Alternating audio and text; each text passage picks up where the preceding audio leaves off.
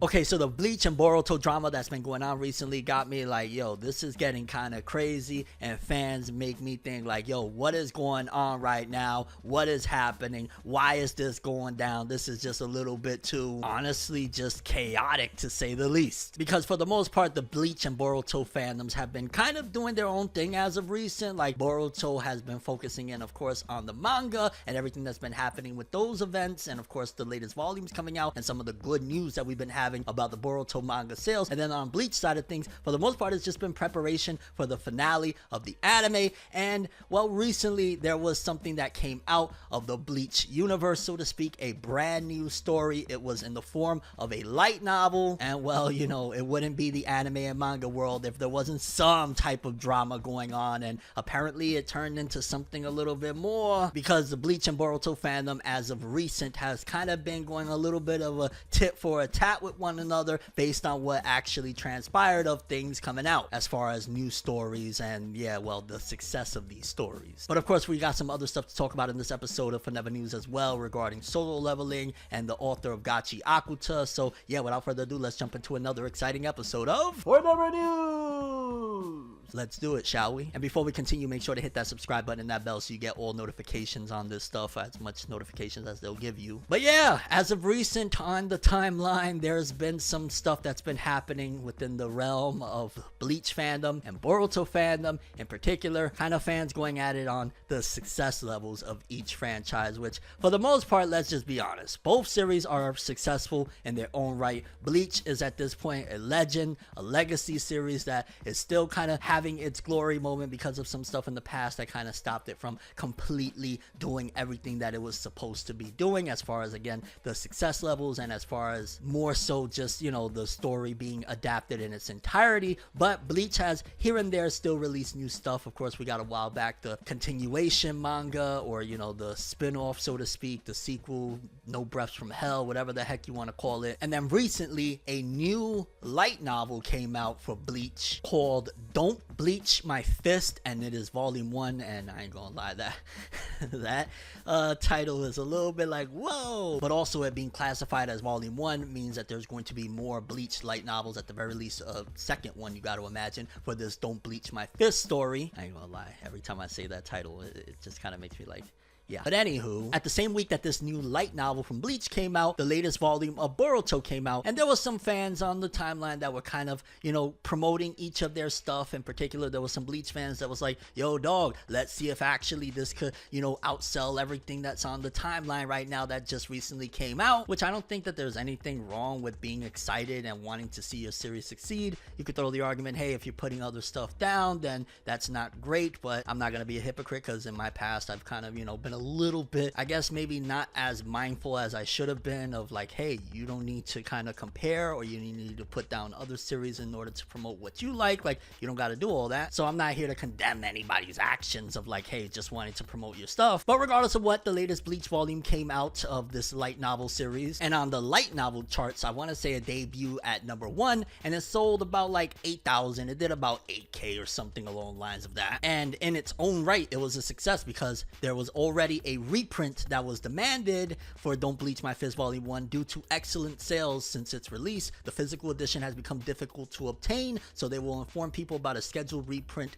release date. So essentially, it sold so well and so quickly, more than people estimated. People probably thought, like, you know, the higher ups, like, it's a light novel. Light novels aren't in as demand as manga, and more so, like, to be very clear, light novels usually play the long game. Like, light novels will continue to sell over time. Years from now, people will go back and still pick up these light novels because they're kind of, you know, singular stories, one-off stories where you could just kind of pick that volume up. It's not like, you know, a volume 28 of a series or a volume 59 of a series or anything like that. It's basically a singular story, and eventually it could even get, you know, anime adaptations. So light novels are in a very different, I guess you would say, game, realm, whatever you want to call it, than manga. But again, because there have been some murmurings of people comparing series and sales and whatnot, that again, at the same week on the book charts, overall books, a Boruto volume came out, and physically it did about 48,000 sales. Mind you, if you combine the digital sales, because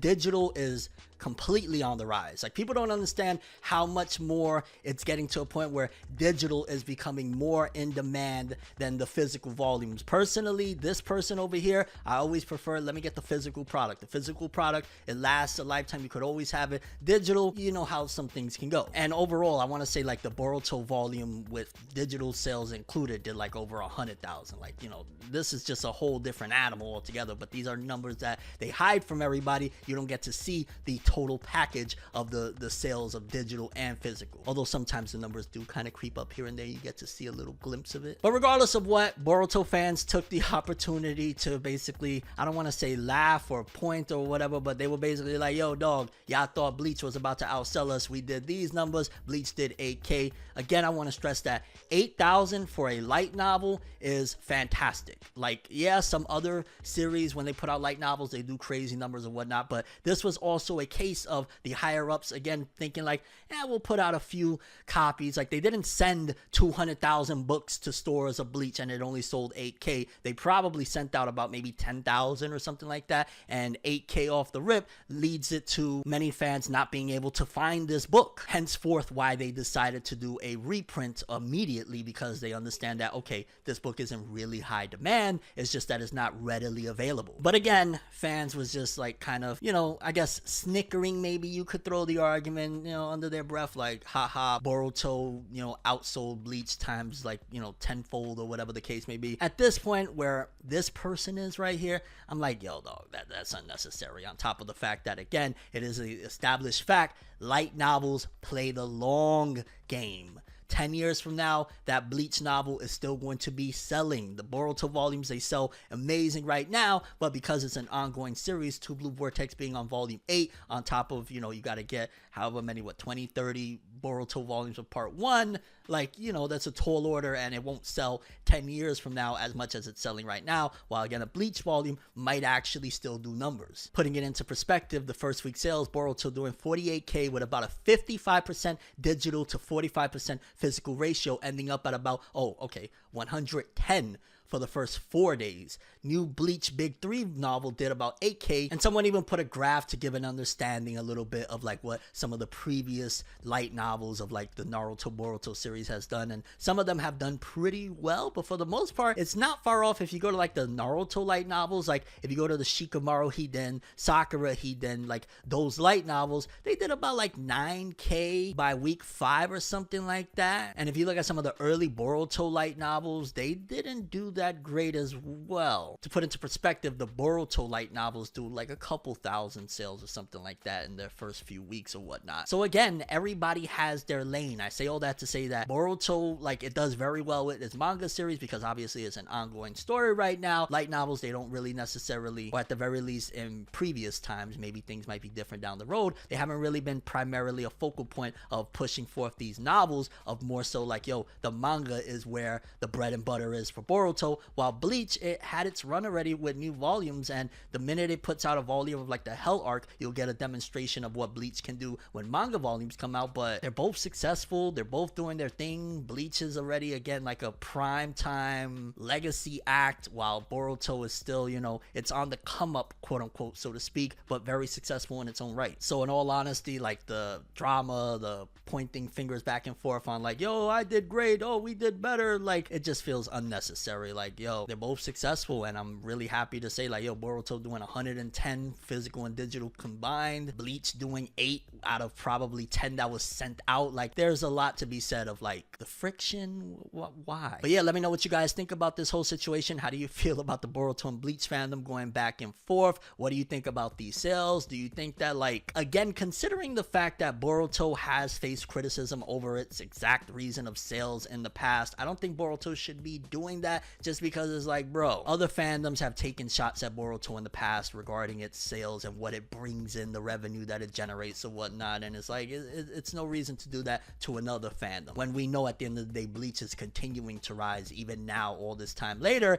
and Bleach still has a whole other final act of the manga to be adapted. Although, don't get me wrong, when the Boruto 2 Blue Vortex anime comes out, like, yeah, things is gonna go way up as well as far as the revenue and sales and all that stuff. So yeah, just just enjoy your stuff, man. Be a fan of what you're a fan of, but you don't need to tackle the series. I know that sounds way too mature for some, scenarios or whatnot, but that's just what's going on over here. You know what I'm saying? That's just what this person is feeling. Moving forward, we got great news for Solo Leveling. Solo Leveling, while yes, the anime has not been for quite some time putting out new episodes. Of course, we had season 2 wrap up, and there's been murmurings on like what's happening next. They did say that like a film was possibly in the works. Of course, they got the live action that they're working on as well. But Solo Leveling season 3 has been a question of like, when is it gonna happen? It's not necessarily too much of a question on if it's gonna happen. Like, Solo Leveling is one of the most successful anime in this modern time right now. Like, you can't go anywhere without somebody referencing Solo Leveling or something. Like, Solo Leveling is still very much so alive and well. But this was some pretty good news. Aside from, again, the rumors or leaks about a movie and the stuff about the live action, we got some news about season 3. DNC Media has listed Solo Leveling season 3 as being in production in its latest investor materials. The report outlines season 1, January to March 24, season 1 core 2, which basically that's just season 2, January March 25, and season 3 in production, targeting a 2027-2028 release window. DNC Media is the original webtoon publisher and a major producer investor in the anime. So yeah, like, as far as if people have any concerns or questions or wondering like, yo, is season 3 gonna even happen? Like, what's going on there? Because I think there was some murmurings a while back of like, but the Solo Leveling volumes weren't doing crazy in certain regions or whatever the case may be. Even though, again, like, yo, but the anime is just like the biggest thing in the world. Like, that's the thing, when you have a crazy popular title or property or whatever it is that you have that you know for a fact, like, yo, that thing is extremely well known, it's all about figuring out how to monetize it at your capability and also within the realms of not damaging, the good name of it, so to speak. And it seems as though Solo Leveling, for the most part, its whole big deal is within the realm of the anime. So just figuring out how to go from there and how to make money from it from the anime side of things is probably one of the best routes to go for with Solo Leveling, because everybody knows Solo Leveling. It's constantly getting some type of reference, even though I don't want to get into it, but the Anime Awards, how they kind of snub Solo, I'm still upset about that one. And yeah, with them announcing a 2027-2028 release window, it's more than likely meaning that just, have a little bit of patience, how they say patience is a virtue type of deal. Like, yeah, season 3 is going to be coming, and it is interesting though, 2027-2028 release, if they are possibly doing that movie as well, Solo Leveling fans ain't gonna have to wait too long. Let's just say hypothetically season 3 comes out 2028. That gives a whole window, and not to mention we're not done with 2026, but it gives a whole 2027 window for a film to come out. Everybody wins, everybody's happy, everybody gets that big, oomph that Solo Leveling delivers. So yeah, honestly, this is fantastic and great news, because it does sometimes be like, oh my gosh, how long are we gonna wait for this next season of Solo Leveling? A lot of people were thinking like, who knows, it could be 5 years or something like that, because it does take a long time to produce some of these things if you want quality. Like, if you want the true main dish, so to speak, the full package, the album music term, so to speak, then yeah, you gotta wait a little bit. But when it comes, you know that it's going to deliver, and it's going to be in a major way. And I think that it's great to know that they're still very much so heavily invested in this thing to see it win. It's just waiting a little bit, and sometimes some things are worth the wait if you want it bad enough anyway. Okay, so this story in particular is something that I felt was very important to cover, to give people a better understanding of what people mean when they talk about a series being in a publication, and ultimately what that publication's potential can do to launch a series into success.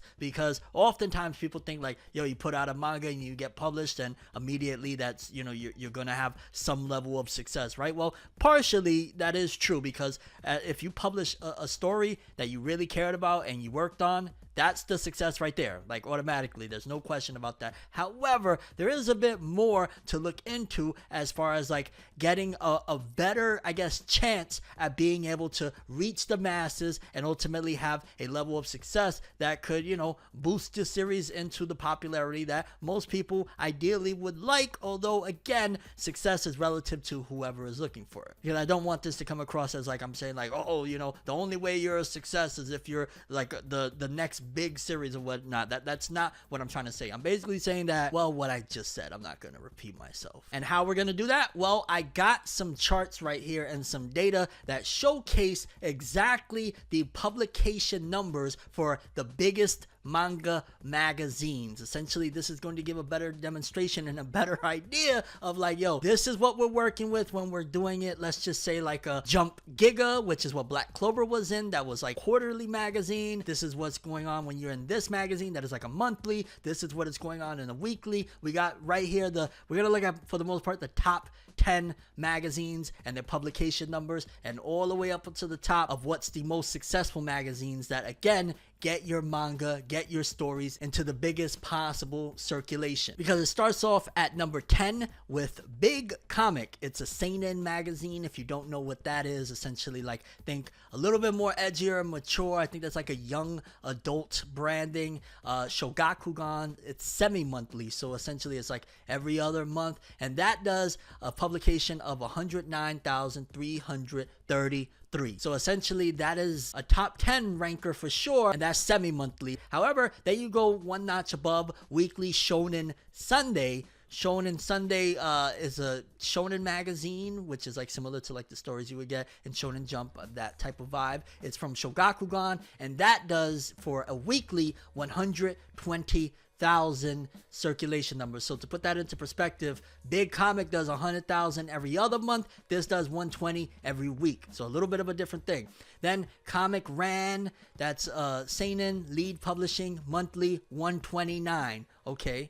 Not too familiar with that one. Then Weekly Young Magazine. This is a popular one. This is seinen, again, young adults. This is weekly, and it does 133,000 copies every week. And again, that's 133,000 weekly. So that's an interesting one. Then there's V Jump. That is the publication that puts out the Boruto manga and Dragon Ball Super, and you know, like more so gaming related stuff in there as well. That is a game and info magazine by Shueisha that comes out monthly. That does 135,000. So it's, you know, considering it has some pretty popular IP, it's interesting that the publication numbers aren't a bit more. And this kind of goes into a whole other topic of like Boruto or Dragon Ball Super, or both of them would benefit so much more from being weekly manga. And let's just say, because I know immediately people are going to look at me and be like, how could you want that for those authors? You know, weekly is a massive grind. For starters, there's plenty of authors that can handle the weekly serialization thing, and they do that so that way, you know what I'm saying, they can make something that is a legacy thing for their,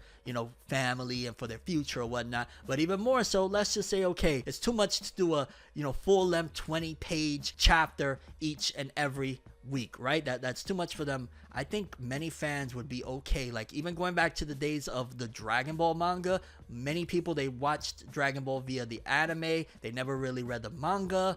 And if you read the manga, you would know that Dragon Ball, each chapter was like a 10 to 15 page chapter. So you're telling me a Boruto chapter weekly of 10 to 15 pages, which would give the author a lot more of a better room to do things or whatnot. Let's just say a sweet spot of like 13 pages, 14 pages, somewhere in that ballpark, right? I think that that's manageable. I think that's doable, and I think that that would just benefit the series immensely. I'm not trying to shade a monthly magazine of V Jump. I just think with titles that are that popular, that successful, going weekly would just make more sense, and you'll understand a little bit more because we'll keep going up. There's Big Comic Original 163, that's semi-monthly. There's monthly Koro Comic, that's monthly 210,000. Then the top three are Weekly Young Jump, seinen, That's the one that I was actually thinking of. I think that's the one that had Tokyo Ghoul or something in there. That was weekly with 217,182. Then the top two, Weekly Shonen Magazine, that's Kodansha, that does 283,000, and that is the magazine that houses stuff like the Seven Deadly Sins, Fairy Tale, those type of series. And that, again, 283,000 being the number 2. And then at number 1 is the magazine that house, you know, anywhere from the Naruto's, One Piece, and Bleach, you know, all of those stuff. I think Boruto actually ran there in a monthly thing for a bit before they switched it over to V-Jump. But Weekly Shonen Jump, that is astronomically, insanely bigger than all of the other publications. That does 1,004,167 print per issue. To put it into perspective, again, the number 2 Weekly Shonen Magazine does 283,000. So I say all that to say that Weekly Shonen Jump, of course, that's the ideal one, right? And it's not like everybody could just waltz in and get a Weekly Shonen Jump magazine manga. But I say that to say that, like, yo, for starters, you see that the top 3 are all weekly, right? The top 3 publications are all weekly. And then the one at the very top, kind of dwarfing to a certain degree the other publications with over 1 million. In comparison, again, that's like what, 700 something thousand more than the number 2 slot, with, again, weekly series like the Naruto's, or, you know, the new stuff that they have we've talked about in the past, Kagurabachi, Ichi the Witch, Ultimate Exorcist Kyoshi. Like, those manga have a better chance at success being housed in something like that, because for starters, the consistency. I've spoken about consistency a lot over here, but consistently getting something every week, and on top of that, all the news that comes out around it during the week or whatnot, those are very much so what help to boost the popularity. On top of that, it already has a very good name out there. People know of this thing. That benefits it immensely. Like, Weekly Shonen Jump is a prime example of, again, weekly being the winning ticket, on top of the fact that sticking to the stuff like the Naruto's and those type of stories or whatnot is the ones that bring in the most revenue. And at the same time, it's not only about revenue, because these are stories that have changed people's lives. I've spoke many times about how important Naruto was, not only to my success here on this platform, for example, but even more so just the things that was learned during the series. And even now, that's why, you know, the Boruto series is a big deal to me as well. So yeah, for people that be looking at it like, let's just say you're an independent creative, or you're just looking at, you know, the people in the manga sphere or whatnot, weekly is definitely the winning ticket. Is it a lot of work? Yes. There's no question about it. Of course, we always hear authors that they're going through it or whatnot, but the risk and the reward is what balances it out. On top of the fact that if you're creating a story you really believe in, don't you want your story to be, you know, read and experienced by people all over the world, be able to change people's lives, be able to help people in a manner of, whether it be even just giving them a few minutes of your time with the story, whatever the case may be. Like, yo, weekly is the winning ticket. Shout outs to Weekly Shonen Jump. No shade to any of the other ones, because Kodansha coming in number 2, very strong with great stories, and all of these other ones is like, yeah, weekly is the winning ticket though. Just putting that out there. And I know there's also going to be some people that are going to say, well, what about Attack on Titan? Because, you know, there's a few exceptions to the rule. There's a few outliers, like the Attack on Titans that was a monthly story that somehow was still, you know, Attack on Titan is an anomaly. You don't find Attack on Titan every day. You don't find Attack on Titan every year. Attack on Titan is like a once in a decade, once in 20 years type of story. So let's not, you know, conflate the two of like something that is an anomaly that comes once in, you know, very, very, very few, compared to stuff that is like, you know, a winning formula that can actually be proven with data of like, that's how you win. And last story, this is something that has been going on for quite some time. In case you don't know, the author of Gachiakuta, Urana, has been in the news cycle as of recent for quite a few weeks at the very least, but this has been, again, for months now going on, as far as her activities online and just some drama that's been going on with Urana. Urana is just like, woo. I will commend Urana for constantly being brave and being outspoken and doing her thing, but, well, here's what happens so you guys can get a better idea of what I'm even talking about. Urana, author of Gachiakuta, has deactivated her Twitter account.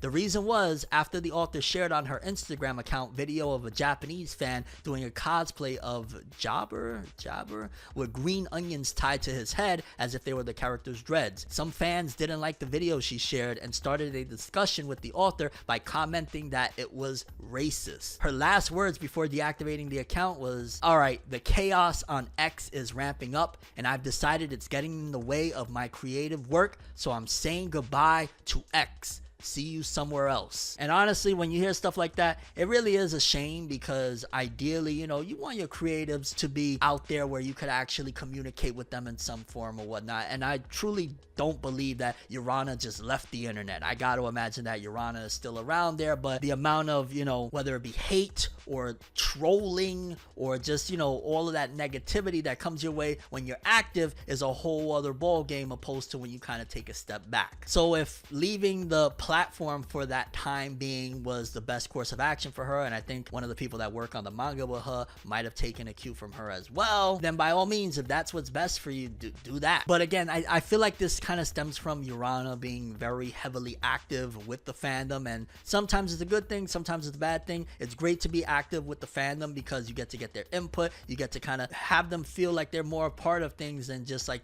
outside looking in. But then when it starts to lead to stuff like this, and over the months of her kind of, going at it with fans about them doing certain types of fan art and stuff like that, and certain types of ships, like, it's been quite a bit that Urana has been dealing with, and at the same time kind of going through with this whole fandom. And some people say like, yo dog, it's the My Hero Academia fandom reborn into the Gachiakuta fandom. I don't know if that's the case or not, but yeah, this has been a wild ride with her. But then it gets a little even more like, I don't know, because I do believe at some point she activates her Twitter again, but then put it as like private or something like that. But there's also this that's been happening. People are now creating fake accounts impersonating the author of Gachiakuta after she quit the platform due to harassment from fans of the series, with a screenshot of like one of them that is a little bit of a smaller account. It has, what is it, 3,300 followers. It has a few followers or whatnot, but basically they're saying that that's not her account. I mean, who knows at this point, right? I'm not sure if she's actually put out a statement yet saying like that's not my account or whatnot, but it could very well be that maybe she does want to interact with fans but doesn't want the BS. So sometimes people be doing some crazy moves where you're like, no, that can't be their account, but it is, because she probably does want to share her ideas and her work. She's clearly passionate about this stuff, right? She's so much so passionate that she actually gets,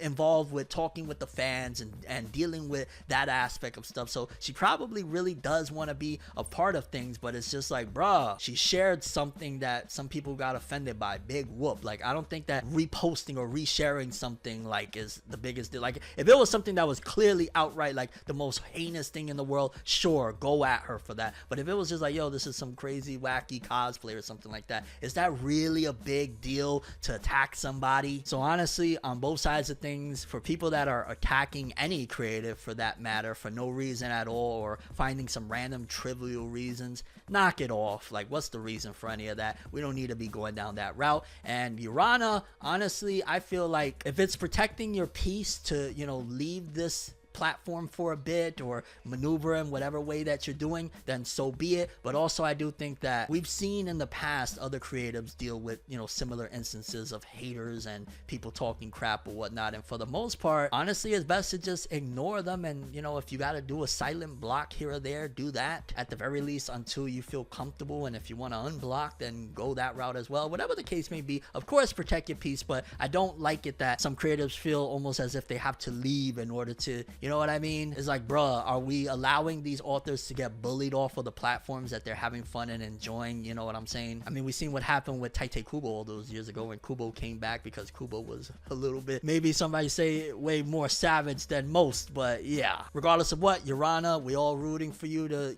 figure this out. If leaving for a bit and finding your peace is what you need, do that. But if there are fake accounts of her and it's not actually her just making accounts because she actually wants to still be around, she just doesn't want to deal with the BS on her main account, then do that as well. Whatever it is, honestly, just let the creatives live. But curious what you guys take on this whole situation is. Again, Urana is very outspoken, but does that mean because somebody's outspoken that they deserve to get trolled and constant haters and stuff like that? And also at the same time, Urana just, like, brave the storm a little bit. It hits everybody, and at the end of the day, when you come out of it, you'll be a lot stronger for it. That's all I have for this one. I'm Tim. As always, people, have an awesome day. Peace in. Hold on, I gotta take this sweater off.